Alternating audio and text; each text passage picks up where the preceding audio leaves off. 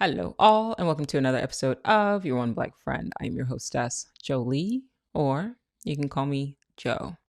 So today's episode is going to be we're going to base them off of a bunch of different quotes, a bunch of different ideas that I'd written on my Threads account. For those of you who are unfamiliar with Thread, it's basically Instagram's version of Twitter.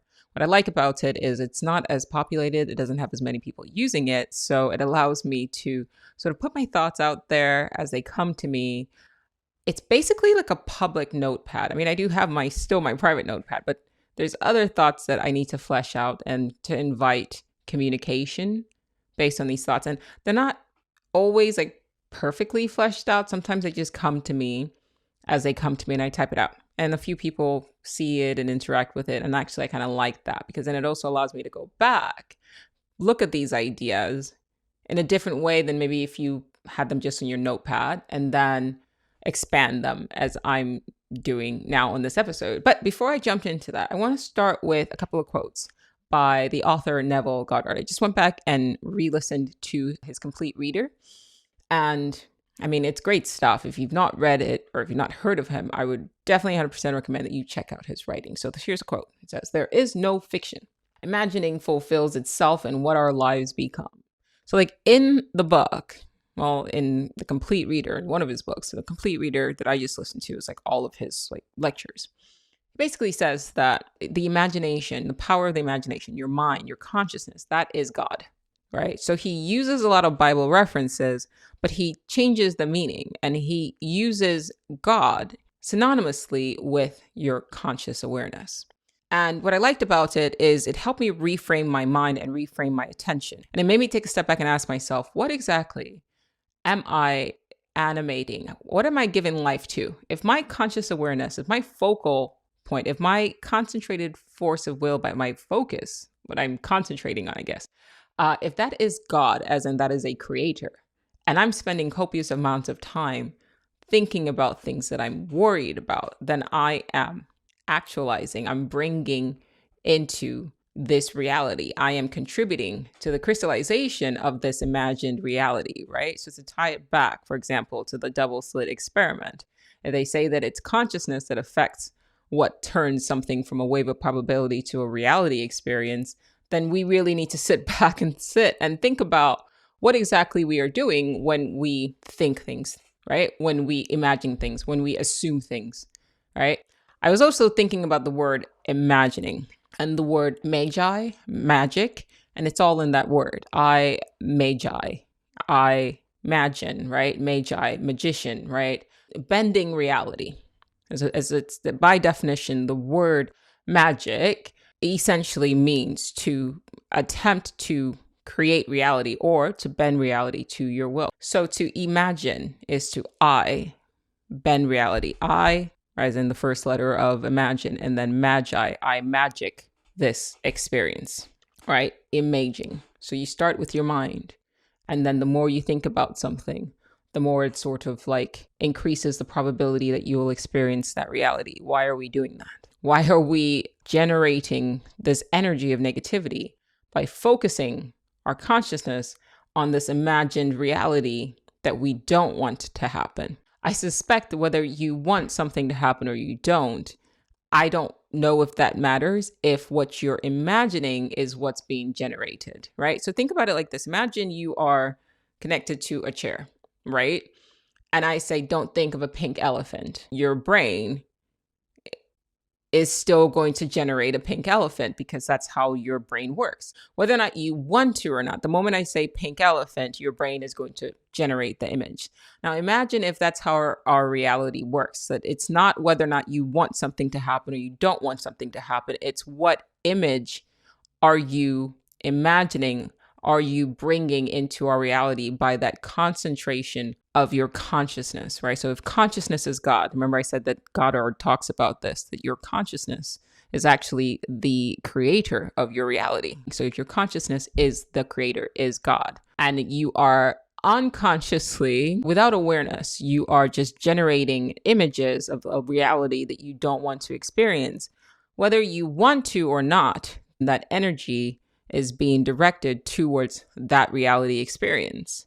And that reality experience exists right now. So what he says in the book is creation is creation is done. Like everything has been created. All of time is happening right now. The flow of time is an illusion. We've talked about this over and over and over again, but I guess it bears still repeating. The flow of time and the way we experience time in this sort of linear fashion is an illusion. All of time, past, present, and future, exists simultaneously right now. So it's all now. 4D block universe. Everything now. Okay? So then if that's the case, then all of your reality experiences exist right now. All probable reality experiences exist right now for you to experience. If that's the case, then whatever it is that you are imagining already exists. The concentration of your focus is powerful and has the potential to then drive your conscious experience to that reality that you keep thinking of, for better or for worse. That is incredibly, incredibly important. And you can take that and then apply it to how you deal with anxiety, how you deal with fear, how you deal with, well, really anything, even like just thinking about what you want out of life. Another thing that he does is he says, ignore what's going on right now. I have a video where I say, like, just start ignoring what you see. This is hard. It's incredibly difficult to ignore when you're wanting something and then it's not going the way you want it to go at that present moment. It's extremely difficult because, one, we're not socialized from birth. We're not taught this. We're taught that this is happening right now, so that is what you focus on, is the right now. Like, they've done these experiments where they test children and then they say, do you want like a chocolate now, or do you want like 5 chocolates if you can just wait 5 minutes? And they say that a child that is able to sort of delay gratification and wait for those 5 minutes, that is a sign that they will be successful in the future. There's 2 things at play here. One, obviously, it shows an ability innately to wait for a goal, understanding that if you just wait, you will eventually get what you want. But for most people, there isn't a promise. Like, you can see, like, they can see, the kid can see the chocolates. They can see the 5 chocolates versus the 1, right? So it's easier, I think, even for those kids who choose to wait, however difficult it may be, it is still easier for them to wait, especially if they want trust that the person who's running the experiment will actually give them those 5 chocolates. I don't know if that experiment is that cut and dry, because the kid that might be choosing to take the thing now may also not trust the experimenter, but I do understand and I appreciate the merit of it. Sometimes it's not about waiting, right? Between here and there's a bunch of shit that you have to do in the real world outside of a lab experiment. In the real world, it's not just like, okay, well, if I want to start my own business. So if I just wait 5 years, then I'm going to be successful. That's not how this shit works.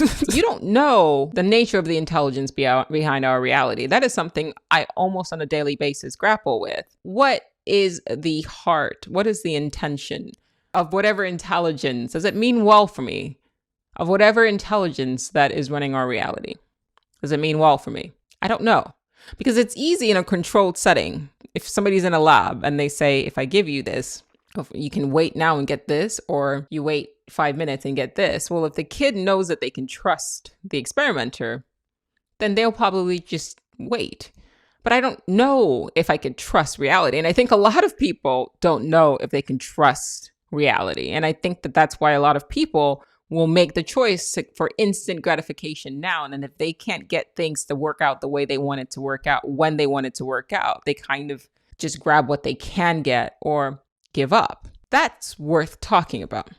So what I'm saying is, even if you may be wrong, can you operate from the framework that whatever it is that's running our reality, it will give you what you want? Goddard talks about this. He says desire and outcome are linked. I've talked about this as well in my book, So You're Living in a Simulation, available now on Amazon. Audible version coming soon. On Kindle as well. Anyway, can you draw a parallel? Can you just operate from the standpoint, from the assumption that whatever intelligence is like controlling our reality, will give you success in however way you measure it if you just give it enough time, if you're willing to put in the time. Can you operate from that mindset? Because I think a lot of people, the reason why they give up, we need to pay attention to the psychology of somebody who quits. A person might be quitting because they don't trust that they will eventually get what they want if they just are willing to put in the work. Because once again, to go back to the experiment and to reiterate with the kid doesn't have to do anything between, the one, getting the one chocolate now and waiting the 5. They just have to wait. And I would imagine that a lot more successful people would exist, and however you want to measure success, if all they had to do is wait. If all they had to do was literally just, okay, I want to start a business. And then da-da-da-da-da-da-da, elevator music playing. Oh, now I'm successful. No. What happens in the real world is that you go, I want to start a business. And then it's bullshit, bullshit, bullshit, success. Bullshit, bullshit, success.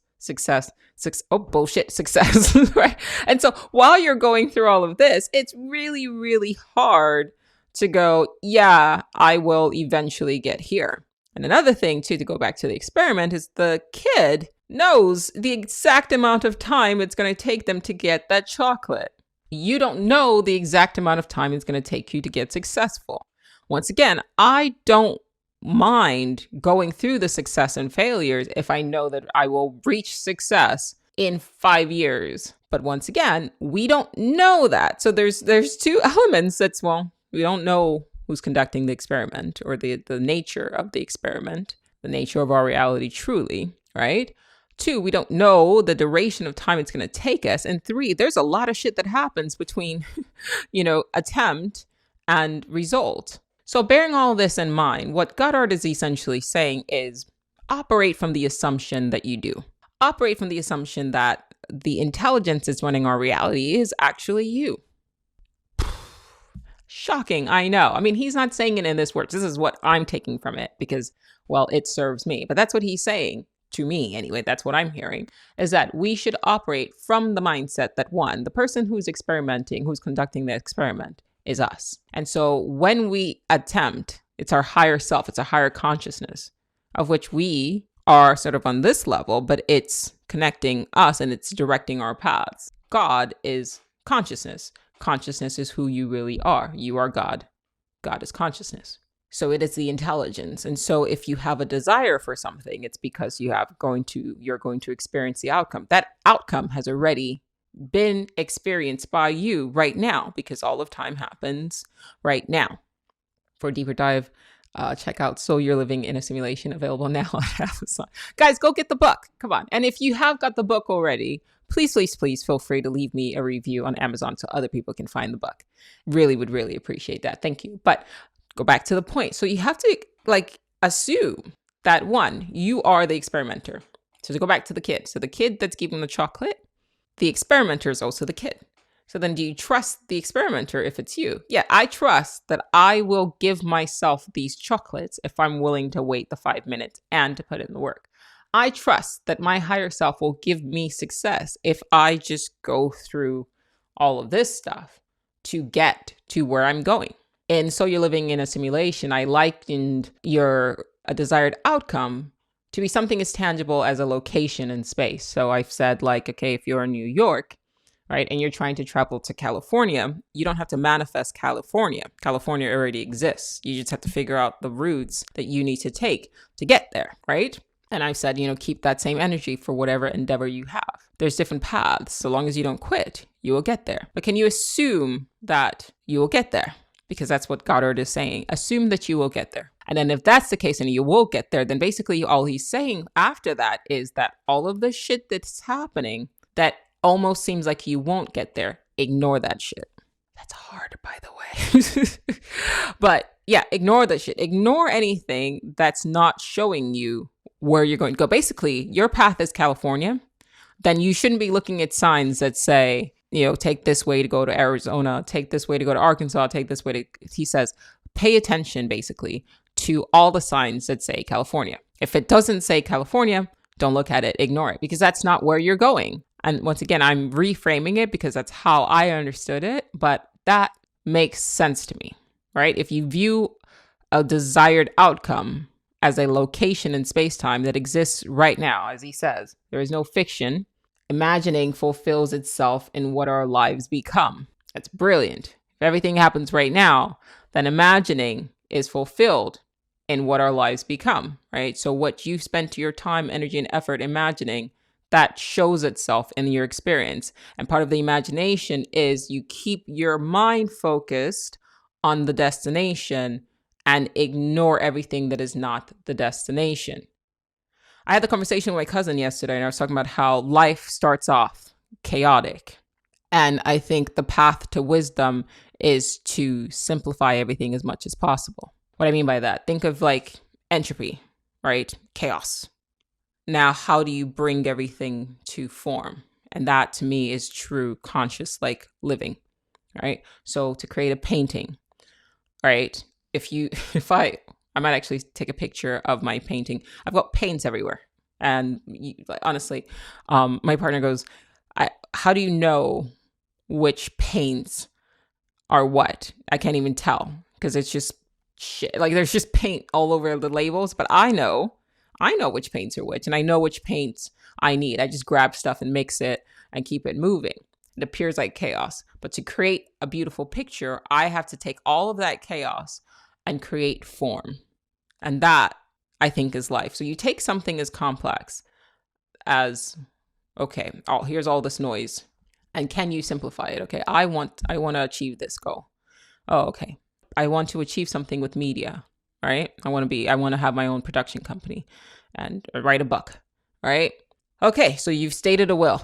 And I've talked to you guys about the daemon in our simulated reality. The daemon pops up and goes, "Are you sure?" I've called this a pushback effect. And it basically says, "Are you sure?" For those of you who aren't watching, I'm flipping up the middle finger. Because it's a game, it's like, fuck you. Like, okay, let's go. Right? Because the moment you start off on a goal, you're going to expect the opposite. Right? For every action, I'm going to take this. I'm going to take this step. I want this. There is an equal and opposite reaction. It says, all right, are you sure? Like, let's go. And then you have to be like, yes, I'm fucking sure.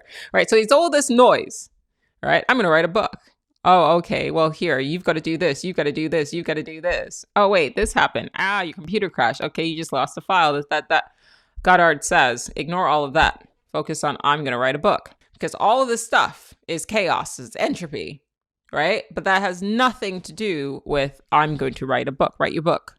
Expect the opposite. Expect everything. Expect, I'm going to write this book. Expect not writing the book. Because this happened, not writing the book because this, and then you focus on, nope, writing the book. Nope, that's noise. Nope, that's all of this stuff. Make it simple. Pull it down. No, I'm writing my book.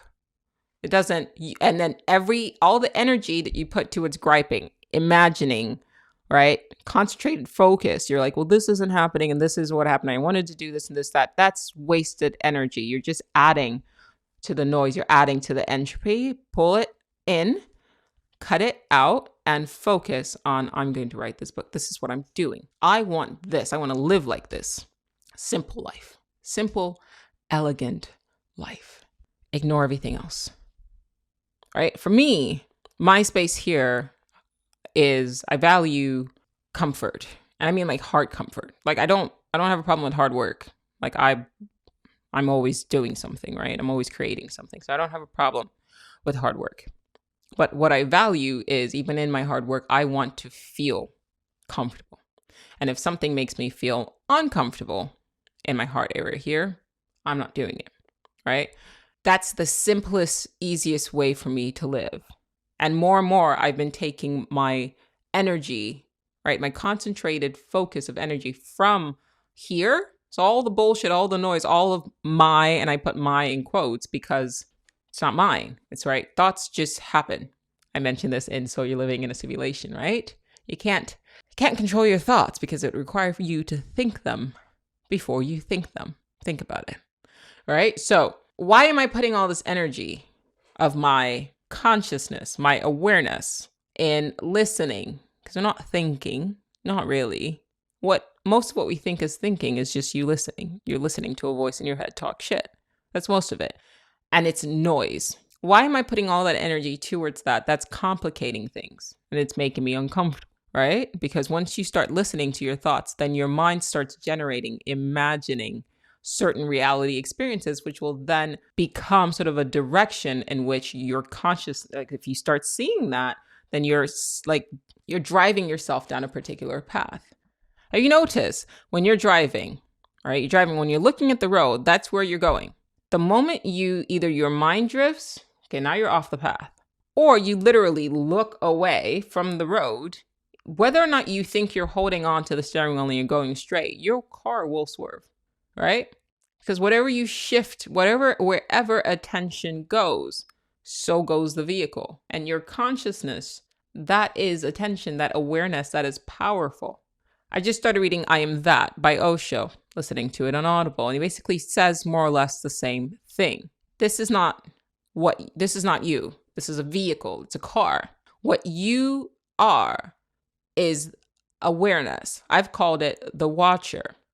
They're in Christian mythology, the watchers are considered sort of like angels, and some people there have said that there's a negative connotation. I think some Gnostics believe that they are actually like negative beings.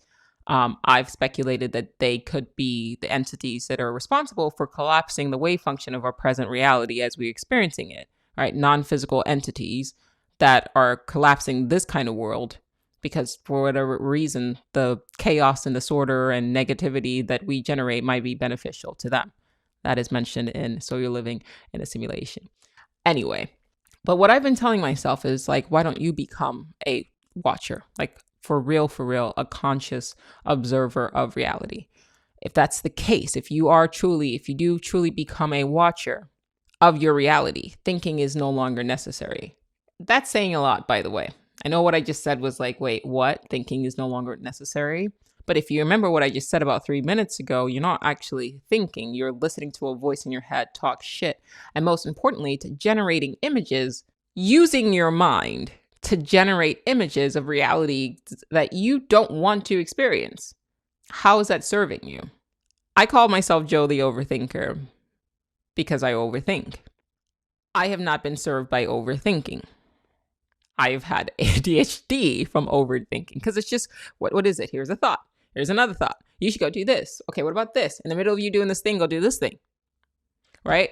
What is depression? Overthinking. Here are all of the negative things, all the bad, horrible things that's wrong. Focus on that. I don't want to be unhappy, but then I have a mind that generates all of these sort of negative images. That is overthinking. Anxiety. That is overthinking. How has any of that served me? And is that a good use of my energy? P.D. Uspensky, I recommended one of his books, I think The Fourth Way, couple of episodes ago, but he talked about it on there. He says, at the beginning of the day, you have, like, you go to sleep, you wake up, you've got all of this energy because we're all energy. And then the more we think and the more we react, right, our energy gets expelled throughout the day until by nighttime, you're completely fucking drained. So think about how when you're generating all this sort of negative thoughts and these negative ideas, and I take that back. You're not the one generating them. Your brain is a receptor. You're receiving them. You're receiving them and then you're accepting them and then you tune off and then you're imagining. You're listening to this voice. Like I said, think pink elephant because there's this thing, what we call thoughts. I don't know what they actually are. Intrusive thoughts. What the fuck is that? Right? It's just intrusive means it's coming. It's destabilizing you. To me, if it's something that's destabilizing you and it's an intruder, it's coming in from outside, then it's not you, right? If I say there's an intruder, breaking into this building, it's because it's something that's not supposed to be there. And it wasn't from that building. Something is entering and it's about to destabilize that building. You're not intruding, somebody doesn't break into a bank because it wants to clean it up. More than likely, it's going in there to kind of take things. Think about it. So we all now talk about intrusive thoughts without thinking deeply about what that actually means. So you've got intrusive thoughts, and I'm sorry, if you really sit and you watch your thoughts, if you really sit and you consciously observe your thoughts, you will find, I know because I've been doing this for the past 3 weeks, month even, you're not, like these aren't thoughts that are just like, wow, you're amazing, right? It's not like you're going to do fantastic, keep doing, good job. It's like, What the fuck is that? Now, why would I generate that? That's not me. If that was my nature, like, you wouldn't be friends with me. You wouldn't listen to the podcast, because the moment you would turn on the podcast, it would just be negative, negative, negative, negative, because that's my fruit. Get what I mean? Right? You look at an apple tree will bear apple fruit. If I was a genuinely and a generally negative person, out of my mouth, out of the abundance of the heart, the mouth speaks. Most of the shit that I say is mostly positive. I'm not like positive to the point where it's like annoying or obnoxious, right? But for the most part, I'm mostly like encouraging and like, I'm trying to speak on things that improve people's lives. I may go about it in ways that might offend some people, but the idea is I want people to think. That is my fruit. Okay, so then why are my fucking thoughts different than what I actually am? And I really sat with that and I started watching how this thing operates. The other day, my husband bought me 3 bunches of flowers. Now, I don't particularly like receiving flowers because they die. And there's something about I should say, actually, let me backtrack. In the past, I didn't like receiving flowers only because there was a part of me that got sad because they died and watching them die. So it's not that I didn't find them beautiful. I think it was just a process of watching something like that gorgeous sort of like fade away and become like, reminded me of my own mortality. It's like pure vanity, guys. I was just like, I don't want to see that, because I consider myself a beautiful flower. And so watching that, and I'm like, so it was a bit, flowers, I considered flowers a bit of a memento mori, like, remember that you're going to die. And I don't know, I didn't want that constant reminder. And he wanted to buy me flowers like every week. And for me, what I'd ask for was just plants, because plants feel more rooted. Get what I mean? Like, for me, plants can stay beautiful. They may not bloom all the time, but if you put in the energy and, soiling, give them water and food, they last longer. They last much longer than a flower. Now, the psychology behind me not wanting to receive flowers is sort of is reflected on my life. For me, regardless of what my face looks like or my appearance, right? I don't want to be a flower that blooms for a bit and then dies. So, which is why I put a lot of energy and effort into generating my mind, right? Because I want a deeply grooved like brain, right? And so I read a lot, I meditate, I pontificate, sorry guys, study philosophy and all these other things, because I want to be something that's more firmly rooted. And I want my beauty to be a different type of beauty, not something that is like dependent on my outward appearance, but more of something that has taken time to sort of generate over time. So for me, plants work better than flowers, but it doesn't mean that I don't like flowers.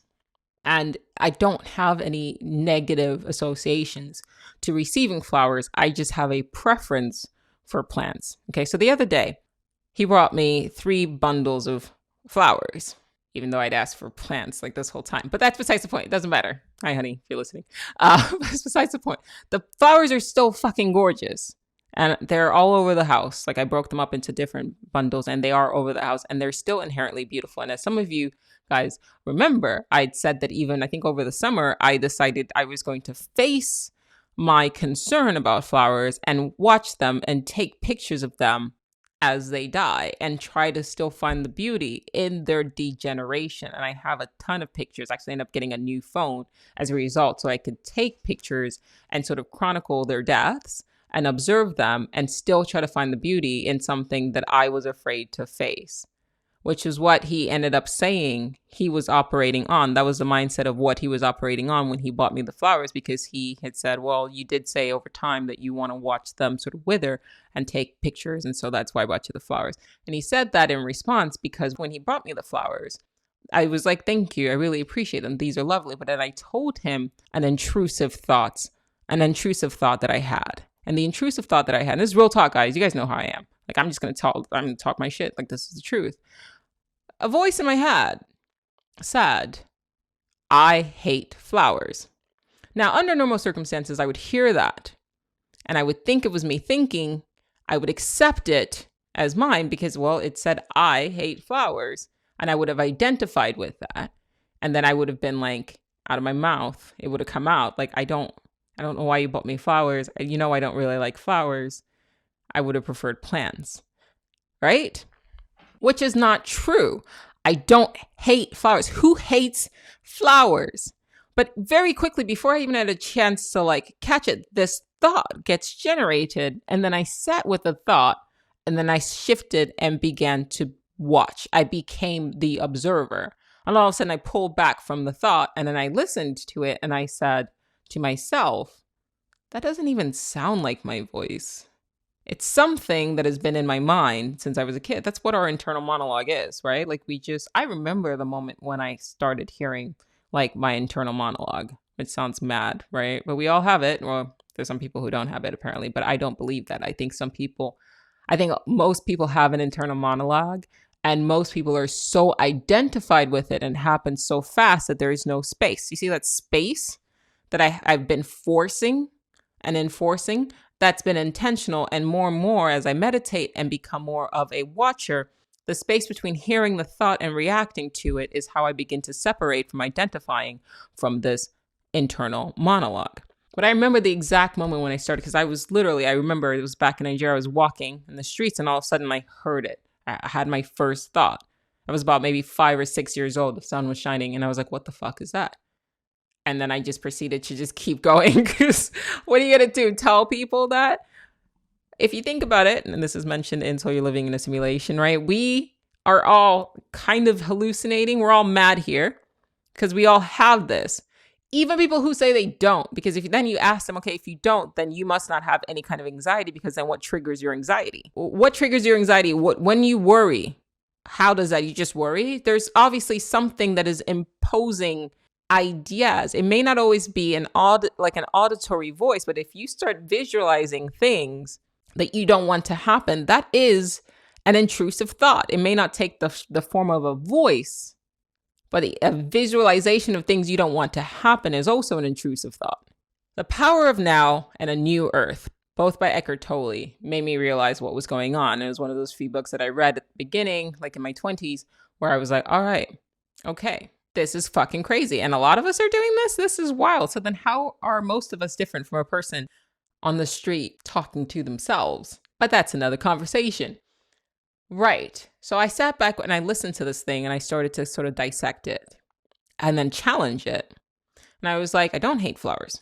Who the fuck hates flowers? I love flowers. Flowers are fucking beautiful. If I'm walking down the street and I see flowers, I will stop and I'll look at it. I have pictures in my phone of flowers. I love receiving flowers. That wasn't true.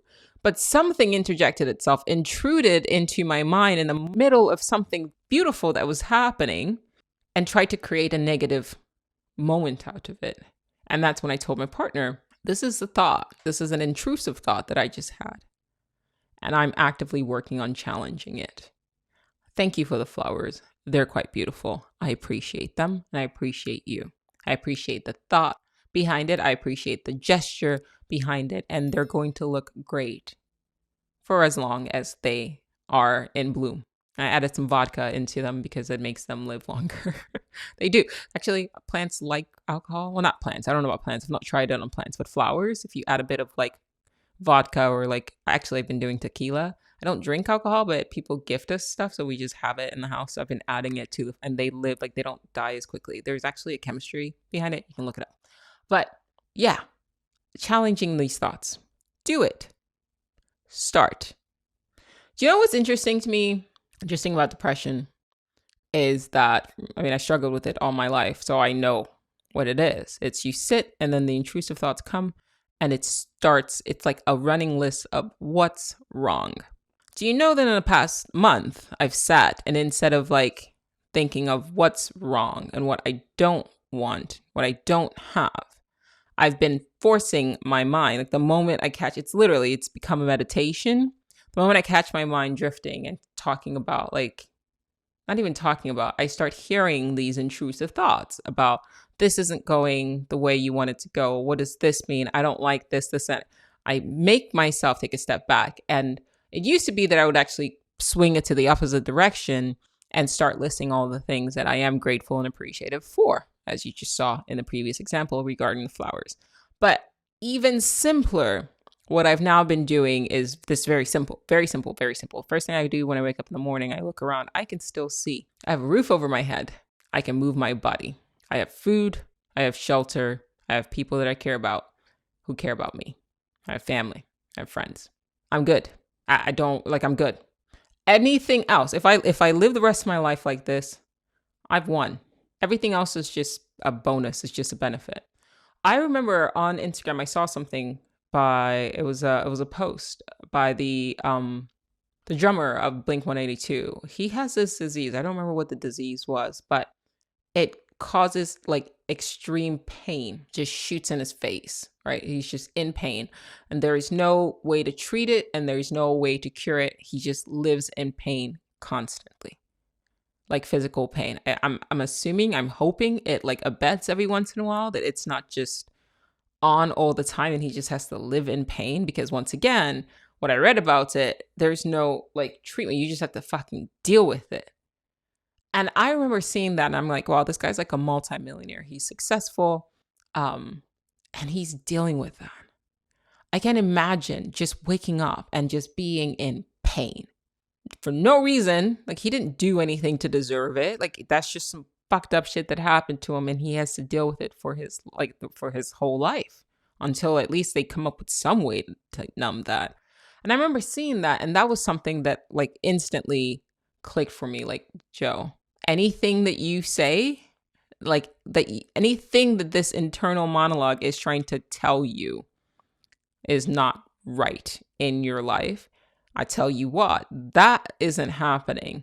And I'm not trying to use somebody else's like life experiences to make myself feel better. I'm saying like perspective. I am not in pain. I am like, at least I'm not in physical pain. The emotional pain, I can relieve that through sort of like intention and just sort of like, it's something like there is a treatment to it. If I swing too far, I know how to treat things with, like I said, medical, mushrooms, magic mushrooms, not medical mushrooms, magic mushrooms. I'm a huge proponent of this, microdosing. You guys have heard me talk about it a lot. Nutrition, exercise, sleeping, diet, right? All of the above. That is something I can control. And I have had results meditating. I have had results from it. So regardless of anything that's going on that may not be what I want my life to be now, presently, they can be mitigated. And even if I never achieve the things that I desire from life, like the bigger things, right, that I really want, if I go 85 years healthy and people I care about healthy, with a roof over my head and a warm bed to sleep in, and clean food, and just a good book, I'm happy. Like, when you're depressed, all of the good in your life, I've talked about it before, all of the good in your life gets minimized, even if the majority of your life is good. And the 5% that isn't gets magnified because your internal monologue keeps pushing just that 5%. And to tie it back to what we're talking about in the beginning, imagining fulfills itself in what our lives become. When you focus on that by thinking about it, right, that gets amplified because that's what your mind is being shifted to by these intrusive thoughts. Where are they intruding from? This is not me. How can I be a person? How can I be this kind of person who genuinely goes about just trying to, beauty for the sake of beauty. I just love beauty. So why is this in my mind? What are these ugly thoughts invading my mind? I'll say that again. I'm an artist. I live a life of beauty in the sense of everything I do is this like weird fixation with, I want to look at beautiful things, right? I want to create beautiful things. I want to talk about beautiful things. I want to see the world in a beautiful way, in a magical way. So why are the very thoughts in my own head ugly? That makes no sense. Doesn't make any kind of sense. If you look at a flower, right, and then you see some sort of corruption creeping onto it, it's not the flower that's generating the corruption. It's an invasive species, a fungi or something like that. That's a problem. That's not the flower. It's something else. How do we clean that? In this case, it's an intentional redirection and you become the watcher. That's what I have become, or I am becoming more and more. A watcher. Watcher of my thoughts. Like I said, Osho mentioned this in his book, I Am That. I just started it today. But he said, it's not, so you're not your thoughts. You're the one listening to the thoughts. That's who you are. You're the one aware of the thoughts. Make yourself aware of the thoughts. Become the awareness. Start challenging it. Take back. What is that? And that's the hardest thing to do, but also the simplest thing to do. To just sit and listen and then do nothing. Don't react on them. Don't allow yourself to get pulled into, just watch it. Watch it like a watcher. What I said on my threads is something to the effect of anxiety, depression. It's a bit like starting a show, season 1 of a show, and then worrying about what season 4 is going to be about. Just watch the fucking show. Why are you worried about season 4 when you're here? Another recurring theme in my life, and I can't remember which book I picked it out from, but it's been very helpful, is don't borrow suffering. Whatever I'm dealing with right now, I'm dealing with today.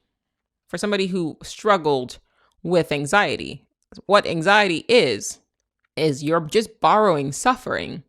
So you get this little bit of information and then you complicate the fuck out of it, right? You call somebody, they don't answer.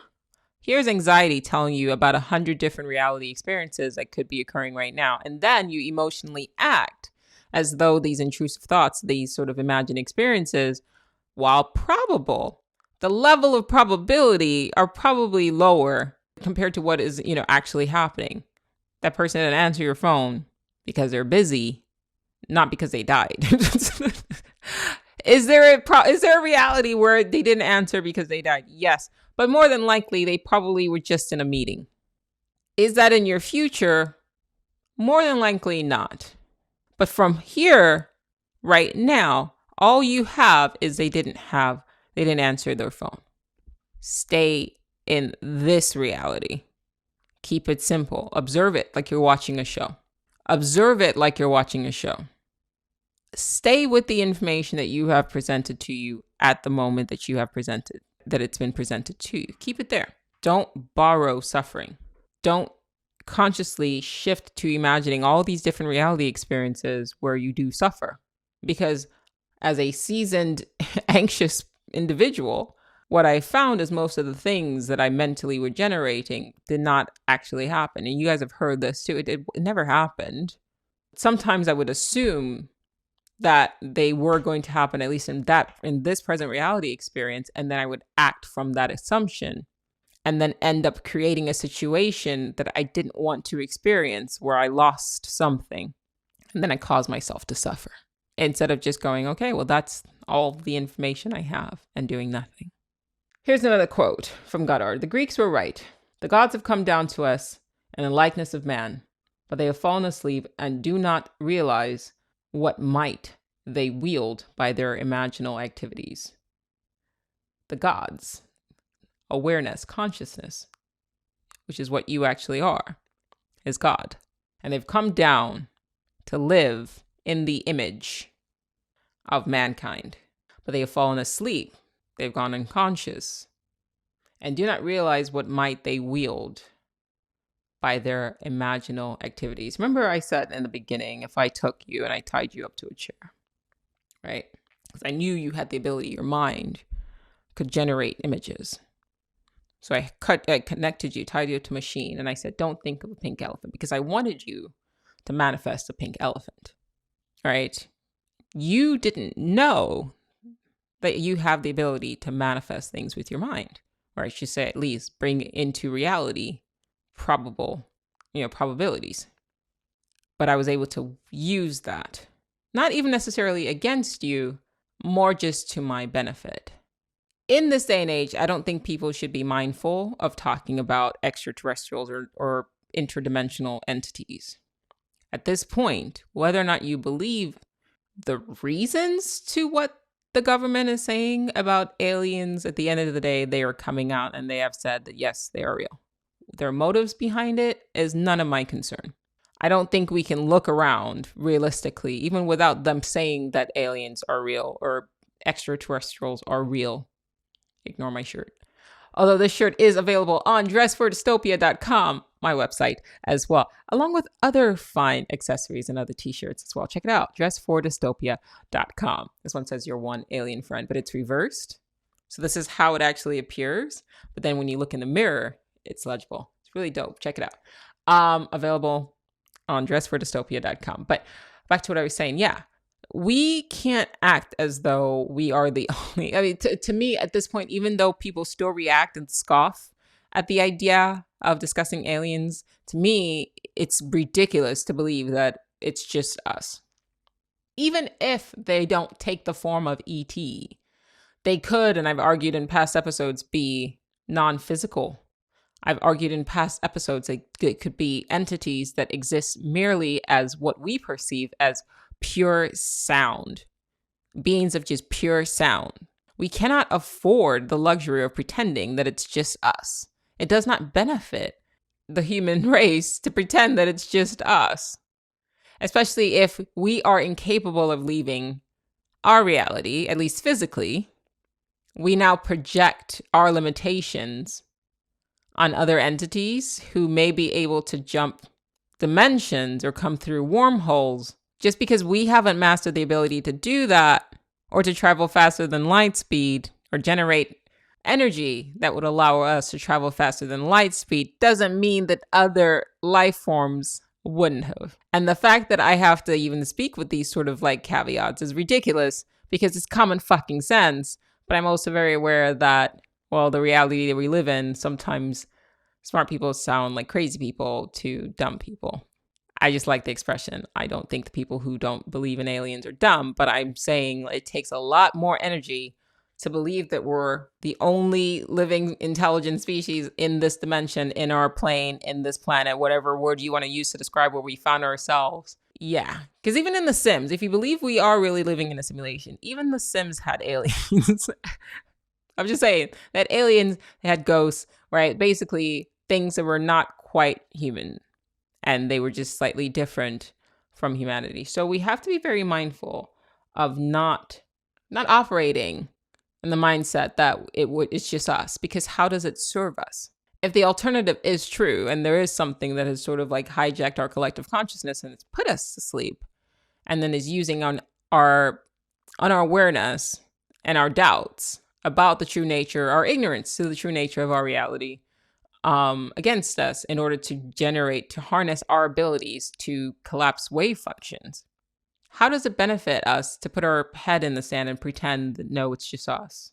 I made several arguments for the existence of extra-dimensional beings or interdimensional beings, extraterrestrials, even even earthlings. Is there a possibility that other earthlings that don't present as Homo sapiens sapiens, but have existed, or that existed billions of years ago before human beings came about on the same planet, on Earth, that we may not be able to perceive because, well, they weren't human?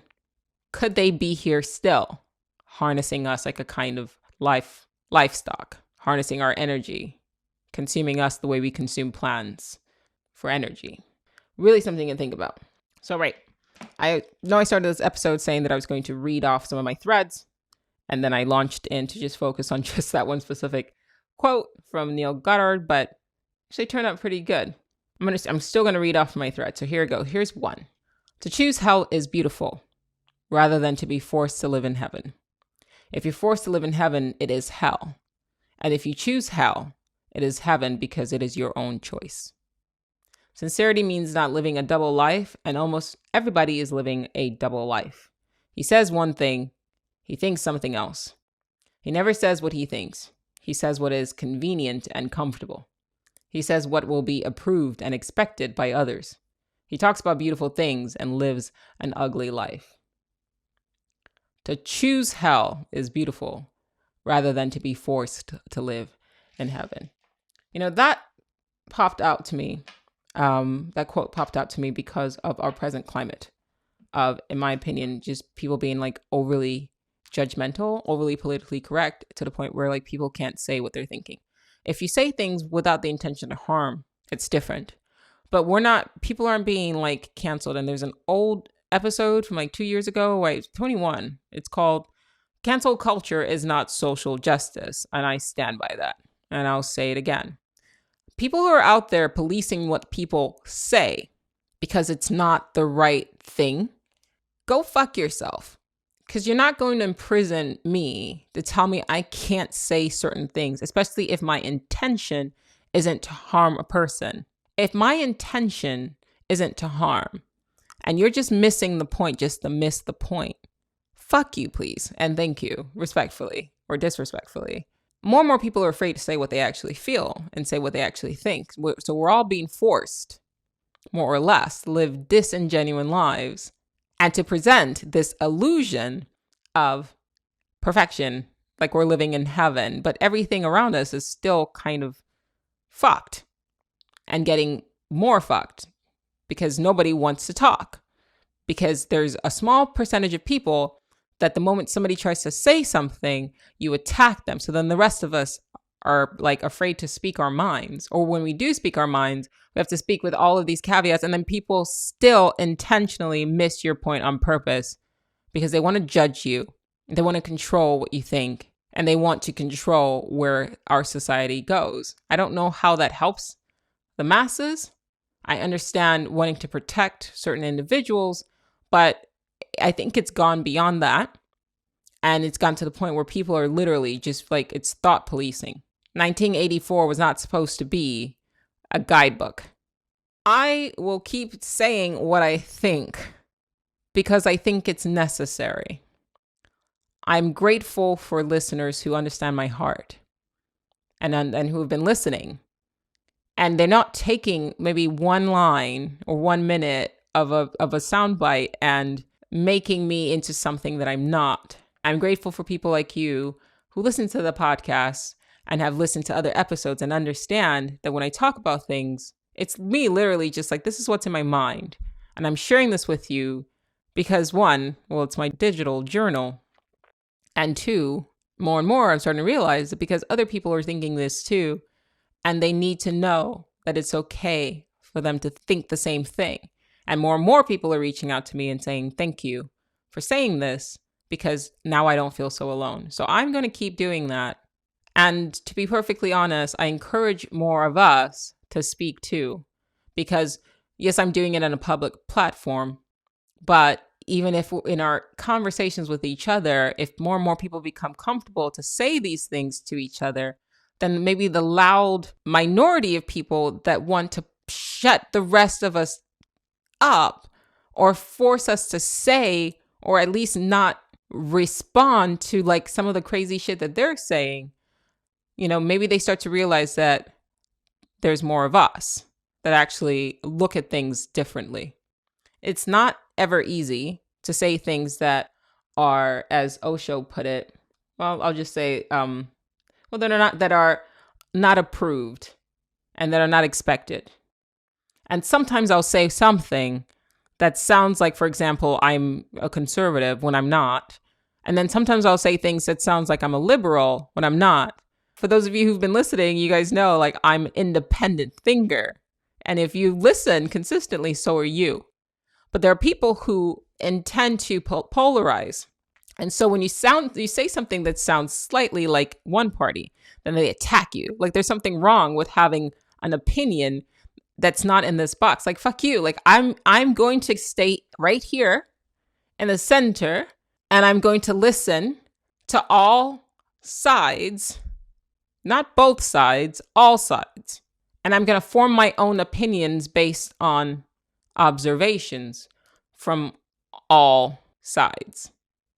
That's what this podcast is about. That's what my mind is about. For me, I can read books from Eastern philosophy. I can read books from Western philosophy. I can read books from theoretical physics. I can read books from psychology. I can read books from fiction, nonfiction, history, and then form my own mind. And the rest of us, have the freedom to do that same thing. Don't let people take that shit away from you. Because right now, as it stands, there are people who want you to only listen to this thing. and then to only say what this side is saying and echo the same talking points, then you're a fucking slave. You're a robot. If you're just repeating what this programming is saying over here, then how are you different from the next person?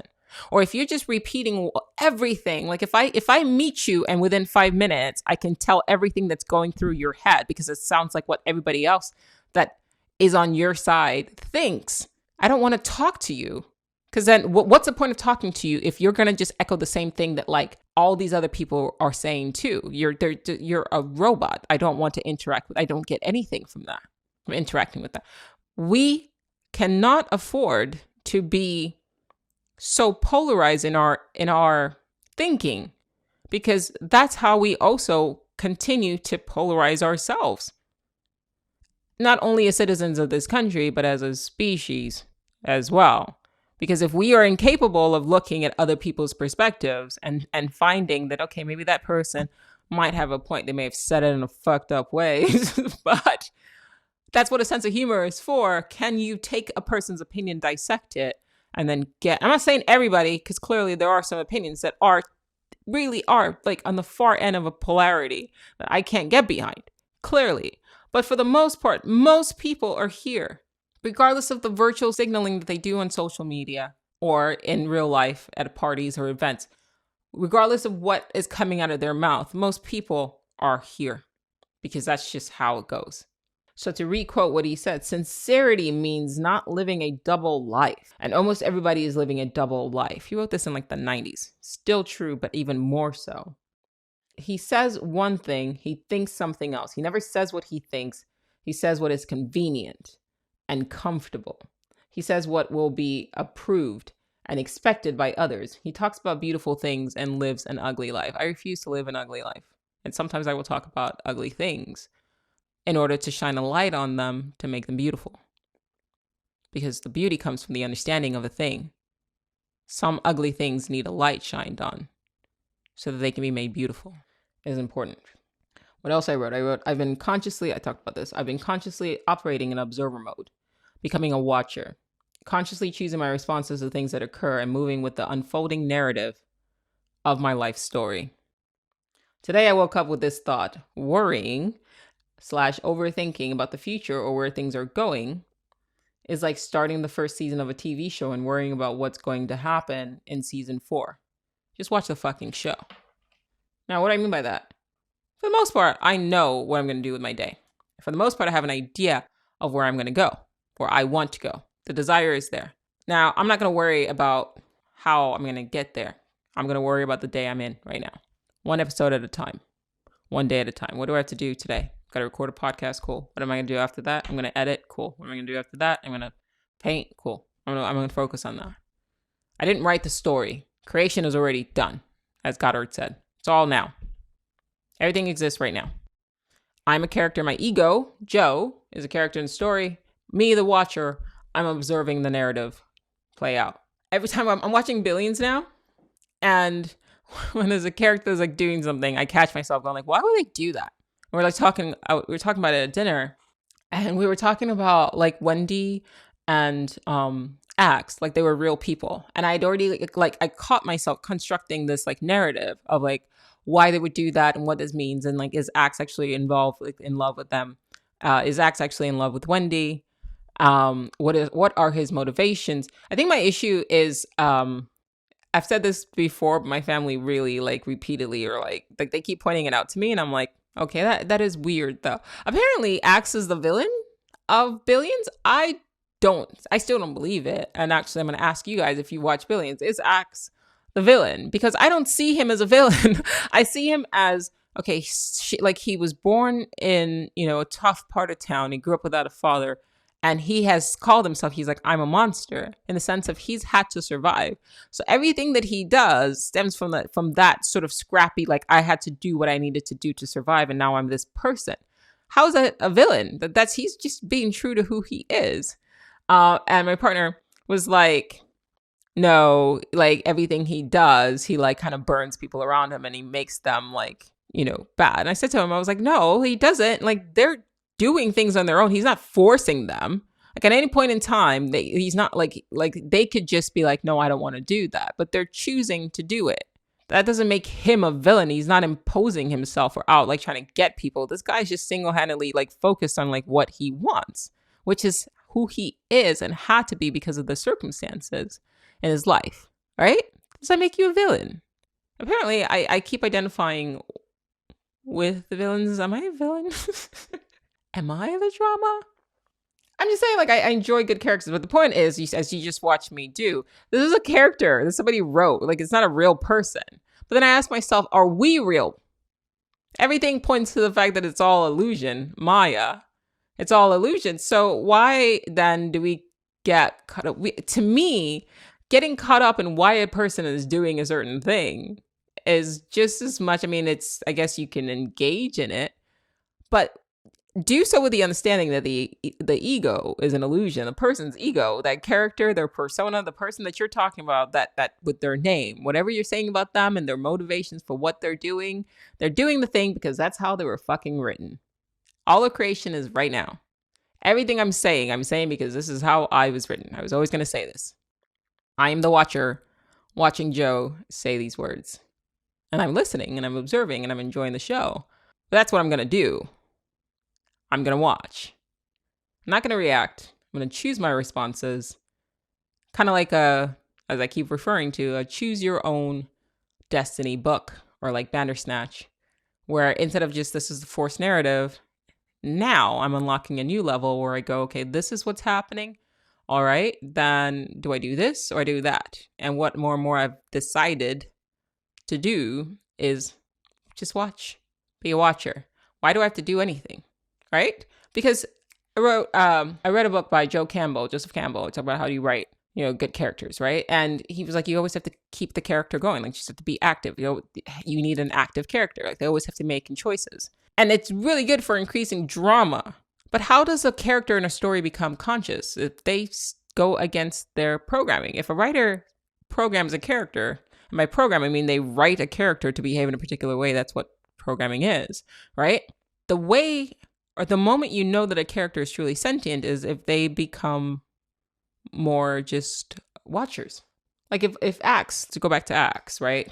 So here's his backstory. So as a result of his backstory, he is forced to behave in particular ways because, well, he's a victim of his own backstory. You can program that backstory into ChatGPT. Let's say like in 5 years from now, ChatGPT will be capable of this. You can program David Axelrod's backstory into like a ChatGPT and AI and say, well, this is his background, this is what, and then it will spit out different scenarios of what that character is going to do.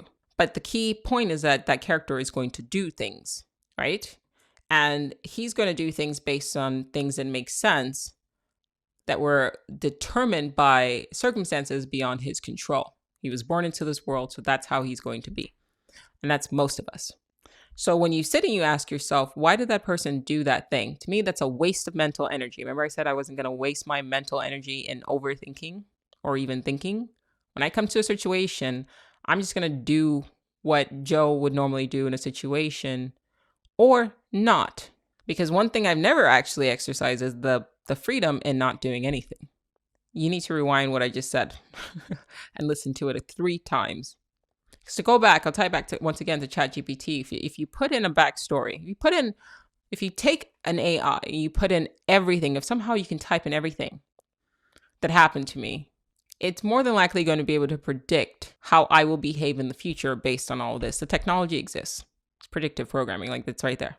It's algorithms. It's right there. If you say, take this character, put them in this culture, and then have them have all of these experiences, then it's going to behave in this way. Where's the freedom there? So then if that's the case, then anybody that you're interacting with, whatever it is that they're doing, their motivation, because that was something I would overthink. Somebody would do something and I would sit there over and over again. I would loop what they did over and over in my head, trying to figure out why they did it. Ultimately, they did it. Here's a simple answer, right? You want to simplify everything, bring everything down, make it simple. They did it because that was what they were programmed to do from birth. They were born into this world. They're not conscious. Most of us are not conscious. Most of us are living reactive lives, right? And so because of what they were born to, for the most part, and their genetics, epigenetics, all of that, even if you want to move it beyond just now, trace it back. That was what they were programmed to do. So then I don't care. What's most important is they did this thing. Now, how am I going to respond to it? Not react to it. How am I going to respond to it? If you know that this is a character that you're observing, then watch. If at any point in time it crosses your line or your boundary where you're not comfortable, then draw a boundary. Otherwise, you could literally just watch them like you'd watch a TV show. You get what I mean? You have somebody in your life who's behaving in a way that you don't like. The motivations to why they're behaving that way is really, it's interesting to contemplate the way I contemplate a character like Axe. But at the end of the day, my focus should just be on the action and what do I do about the action? If I don't like it, I have two options. I could decide that I don't like it and tell the person, hey, I don't like it. Or I can decide I don't like it and then just watch them and see if they do it again. And if they do, once again, I can communicate that to them and say, hey, I don't like it when you do this. Could you not? Or just say, hey, I would actually appreciate it if you did this instead. And then watch. Whether or not they're a narcissist, whether or not they're a bad person, whether or not they're this, that, it doesn't really, yes, they are probably all of those things, but that has nothing to do with you. You're not a victim. You're a character in a narrative. Move consciously. You're watching. You're not only a character in a narrative, you're now a conscious observer that is operating through a character in a narrative. You are now a conscious observer that is observing the narrative play out. And you are aware of a narrative that is playing out. Lucid living. Here's another thread. Realization. Your higher self, your awareness, your conscious awareness, is a fourth dimensional version of you. It is a 4D expression of your consciousness, unbound to the linear flow of space-time, and capable of viewing your life path from various vantage points, moments beyond 3D. I have found that I can hear my higher self right as I awaken or re-enter this reality. My higher 4D self also communicates strongly through my intuition.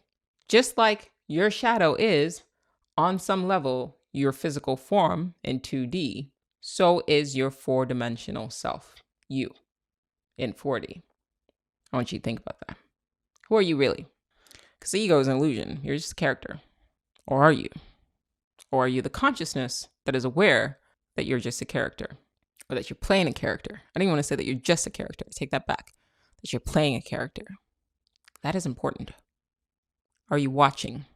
Because the thing is, when you watch a show, you can watch the characters get caught up. You can even identify with the character. For whatever reason, I tend to choose... I don't know what's up with me. Damon, for example, in House of the Dragon. Can't wait for that to come back. That was like the character I identified with. I don't know what that's about. Of all the people. And once again, I was told that was a villain. And I'm like, how is he a villain? Guy is doing the best that he can in circumstances that has presented himself. I don't see myself as a king. So I don't identify with that. I guess I identify with somebody who, when you're given a situation, you do the best with what you're giving. And I'm going to watch that. I'm going to observe that. The same way I would watch Damon and how he would move through a plot. The same way I would watch Axe, how he would move in a plot. The same way I would watch Jessica Pearson from, oh gosh, what's the name of the show, guys? With Mike. I know all the characters. How did I forget? It's got Mike Ross. Anyway, Suits. How did I forget? Right. Identify with Jessica because, once again, people who are doing what they need to do in situations that they found themselves in. These aren't villains. All right. One more. Maybe this will be a continuous thing, but one more. Your only freedom then is your freedom of reaction. You're free to choose how you feel and react to today's drama.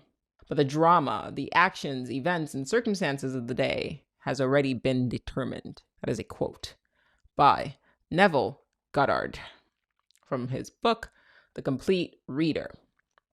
All right, guys, I've said an earful. Available, the sweater that I'm wearing right now. For those of you who are listening on Spotify, you can go to my YouTube channel and look up the title of this episode and you'll see the sweater. It's just an alien. It says your one alien friend. Available on Dress for Dystopia. The book, So You're Living in a Simulation, is out now and available on Amazon. And I am working on my next book. It is a build up of Dark Oracle's Guide to the Multiverse. So that's going to be coming soon. And also in the back of my mind, I'm preparing for the Audible version of So You're Living in a Simulation. All right, guys, I hope you enjoyed that one, and I'll catch you guys next time.